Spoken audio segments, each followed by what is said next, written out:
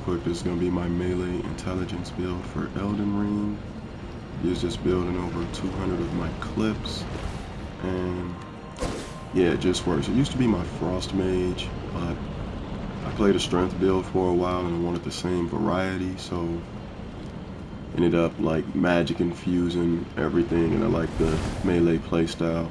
Casting is fine, but it was kind of cheesy, I guess. It was really easy to just hit people with a duelist. They ended up nerfing it, but all I really used to do was use a duelist and kill people, and before it was nerfed, and I really didn't like it. So without further ado, get right into the stats and the equipment after that. So my stats, I went 55 vigor, I know 60 vigor, level vigor, but I wanted to, I feel like this build did a little better with endurance than maxing out vigor, so that's what I did. You can take 5 out of endurance and put into the vigor easily.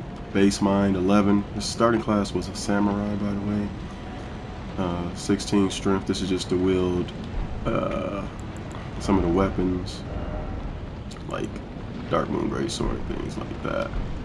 But yeah. 18 dexterity, that's just for Moonville, and I think I need 16 to wield a few other weapons. 60 intelligence. You could take out 5. You could actually take out 10, but take out 5 and add it to vigor, and you could take out 10 and add it to strength or dex or mind if you need it. Really, it's not needed, but I want to push as much damage as I can with the melee aspect. So once again, we don't cast, but we have the ability to cast. And base faith, base arcane. The good thing about like the samurai is I could throw on like a faith talisman or something, hard swap to it, and use buff spells if I wanted to. So it's the reason I don't have anything into those stats. We are 125, and yeah, that's basically it. We'll go over the equipment real quick. I run magic pots, frost pots, just whatever I'm in the mood for. If you look over to the right of the screen, I have the boiled crab, hot barred, couple boluses, and my magic heal, because those things I don't really want to be shuffling through this bar to fight too badly, but only one I really like have like the main things you run into, like you have to heal. You're gonna run into a lot of bleed, and frost is a little rarer, sleep is a little rarer, so those are the ones I have down here. Let's get into the weapons I use. So we hard swap, we soft swap, we do all the swappings. Got a straight sword. Beast War, usually couple these. One with endure to trade with heavier weapons. You actually win these trades with damage if you're careful. Not always, but you'll be able to do 2 attacks. So in the time this is up, you'll be able to do 2 attacks versus their 1. So you'll win those trades, especially if they're using a slower weapon, which is why you want to use the slower, heavier weapons. And Pebble, they really don't expect it on the shorter weapons. Storm Stomp, Claymore. Really like using Claymore. What can I say? None of these are really optimal for this build. They're stronger weapons, but it's what I use. Alabasters, this is just for like if you get in a hallway fight and they really don't expect it if you go around a corner and use it. Dark Moon Greatsword, my favorite weapon. It's like in 100 of those 200 clips I was talking about, believe it or not. So I guess you can literally find over 100 clips of me using this. A lot of them are compiled into montage videos, but still, that's how much I love this sword. We have Great Epi. This is good for chasing people down. The running R2s are deceptively long, and it's easy to proc the frost, so yeah, we use that. These are really good. I just use them for fun, actually, but they're actually really good at mixing up the ranges at which you hit people. Like, first of all, dual wield running attacks are like second to none, and you know, the mixing of them thinking you can do this. This is really good in tight spots, areas, and this is really good to like mix up for unexpected like hits. It's really good if you they don't know if you're gonna shoot one or two, so keep that in mind. A couple Moonvilles. I mean, what can I say about Moonville? It's just really super strong, and we're fighting outnumbered. Don't anybody tell you different, like you're at a disadvantage. Who cares if you use it or not? I usually just use it on people who use Moonville, people who use Rivers, people who use Bloodhound. People are just using the OP stuff. I mean, I respond in kind. Or somebody just trying to run away after like their phantoms die or something like that. They're gonna catch one in the back, but other than that, I try to like stick to my claymore, my straight swords. I mean, it's really more of an honor thing than anything. I don't want to just like win against somebody when I know I have an I win button, but there's a lot of I win buttons in this game, so that's kind of irrelevant. But if I see somebody pull out something that's OP or super powerful, I'm gonna respond in kind. And I have under clips of not using this, like if I'm literally 200 plus of me not using this, but that doesn't mean I'm not gonna use it. Like, it doesn't bother me. It's in the game, and it's strange that like invaders think they're on to some, not invaders, but gankers think they're on the secret tech because invaders don't use these things. Like, oh, they're too stupid or something like that. It's really not that. It's just that we don't.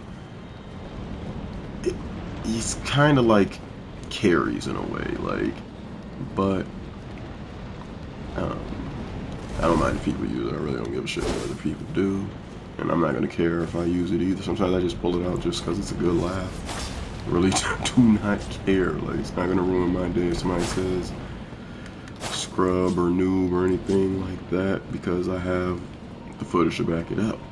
But even if I didn't, I still would. I mean, who gives a shit what somebody else says? Just use what you want, man. But don't be delusional about it. Like, to say it's not super strong is ridiculous. It is super strong. That's it. Just own up to it. If you're gonna use it, own up to it. It's strong and move on with your day. You don't gotta sit there and go back and forth with anybody in Discords, comment sections. None of that to defend anything. Use it, but own up to it. Say Moonville's OP. Say, yep, it is. You don't gotta go into, oh, but it's the only thing magic users have, and blah, blah, blah. It's really not. I mean, like, you can magic infuse almost anything and use it to good effect, or fraud cold infuse, so, you know. But it is good in those sticky situations, and shouldn't have a problem using it, especially if you're fighting outnumbered. Who gives a shit? You're at a disadvantage anyway. Like, just know that, like, relying on it, I mean, there could very well be a nerf incoming, and if you've just been crutching on Moonville and relying on it the entire time, you're gonna have a bad time when it gets nerfed. You're gonna have a terrible time. So I wouldn't rely on it, but I would use it in clutch pocket situations. The good thing is, if it does get nerfed, hopefully the other OP things get nerfed, or you can just swap to that and move along. But anyways, we run 2 Banished Knight Halberds, one with the Ice Spear. I still think Ice Spear is good, but it's not even close to what it used to be. And one with Pebble, because this scales a B in intelligence. Funnily enough, I don't think anything, no matter if it's base magic infused, or if it like comes, it's just a magic weapon, is over a B in scaling. It's probably a good thing though. Can you imagine Moonville with S scaling? It'd be quite the problem. And we have the cannon. Believe it or not, this is really good. Like, I know people just think they run it on a strength build and things like that, but you don't really need the requirements to use it effectively. Like, what I mainly use this for is the knockback, and it knocks people off edges and things like that. But secondly, I do use it for damage. Like, it does, you see, it does decent damage. It doesn't do the damage it does with strength, but it really does great damage, and especially splash damage in groups. If you want to weaken them up, make them use a couple of flasks, why not? So yeah, I can always keep a cannon in the pocket. As you can see, what are the requirements for this? 34 strength, 12 dex. I do not meet those, but I still use it in my videos. I still do a hell of a lot of damage, and I still, even if it didn't do damage, I do the knockback, knocking them off ledges, they're high and on, things like that. So keep a pocket cannon regardless. The two staffs I run, and I will use an offhand staff if I want to use like Slicer real quick or Swift Glintstone. I'd put this in the offhand, swap to it. They really don't expect it. And yeah, but you'll be like in melee range and you'll see all these melee weapons, and you're like, you know, this build does have the ability to use magic, but it's not optimized for it. But with 60 intelligence, that's still gonna hurt. Your slicer's still gonna hurt, and you can just like surprise them with this because it has great tracking. So just lock off of them and then release and then lock on. And all in all, that's just a surprise factor of the build. And we keep a buckler on us because it's easy to parry Rivers of Blood, but it's also good to parry magic, and all sorts of things are easy to parry. The problem lies, and why you won't see it a lot, is latency. It's in 3v1 situations, because I'm mainly invade, so dueling it's probably easier, but 3v1 situation, you don't know where those people are from, what country they're from, what internet they're paying for, and you know, sometimes you can fill them out with a throwing dagger or a pot and check the latency and stuff like that. When it's 3, even 2 people pressuring you, usually don't want to risk a parry. There's better options, but it's there to use if you know there's no latency. My poise is 62, so you want to get at least 61. I have a couple setups I run actually. So with these, my weight is fine, and I can like run shit like this. Shit gets crazy, I can like want to add a claymore or something, I'll put on this. I really don't do the little talisman things. I haven't collected them all. I don't really hard swap them a lot. This build I use the jump attack talisman, spear talisman, depending on which weapon I'm using. This is better with like claymore. This is better with straight swords. Shard is just good for like my beast roar, pebble, moonbill, whatever. But if I'm not wearing this setup, I'll put these on and I'll run bull goat for 67, because I think without it we're under, yeah, we're 50, so I'll run it like that, and I'll use this to switch, this one to switch out depending on what I'm using for damage. Swap this talisman out. These are staples on this build, even though I don't think this one is definitely mandatory. I don't think this one is. Like, you can swap it for the jar, but I like it as it is. But these two are staples. These two are your flexes. Now, you mix and match this armor any way you want, but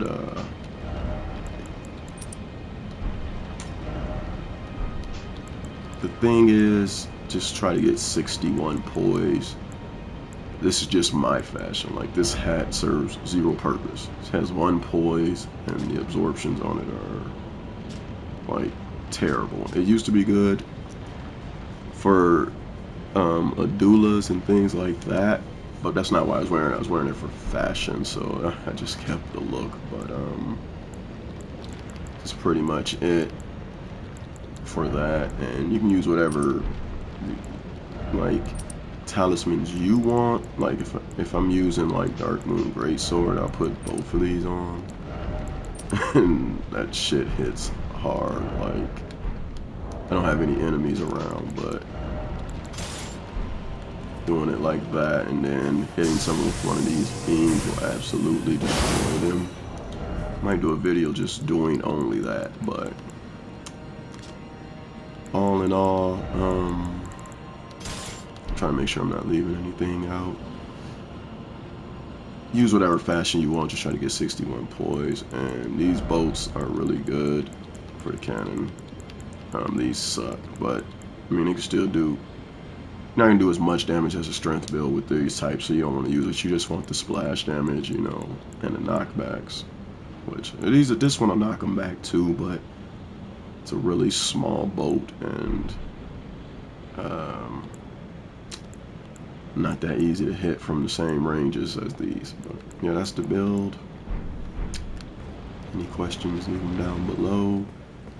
Hope I didn't leave anything out. Once again, I'll show you stats. We started as a samurai, 55 vigor, 11 mind, 28 endurance, 16 strength, 18 dex, 60 intelligence, and 8 faith, 8 arcane. Those are my absorptions over there, in case you were wondering. There it is, the samurai. I couldn't figure out how to swap to it, but I don't think it's optimal if you're like going to be like casting more, but I do think it's actually optimal for like, because I have to invest to use the weapons I want, and I need to get 16 strength for this, and I need to get 18 dex for this, so I do think samurai is the best for that. We'll go over the magic infused, all of these. You magic infuse anything, so use what weapons you like. They don't have to be these straight swords. Like the noble slenders have more range than this and things like that. There's nothing special about these. They were just easier for me to get. Claymore is the best out of these great swords, but just for the R2s, this is just for fun. This is just for fun. This is actually very useful. These are just for fun, but they're very useful in small spaces. This is very useful. Very useful, very useful, very useful. Surprise factor, not that useful. And somewhere in between.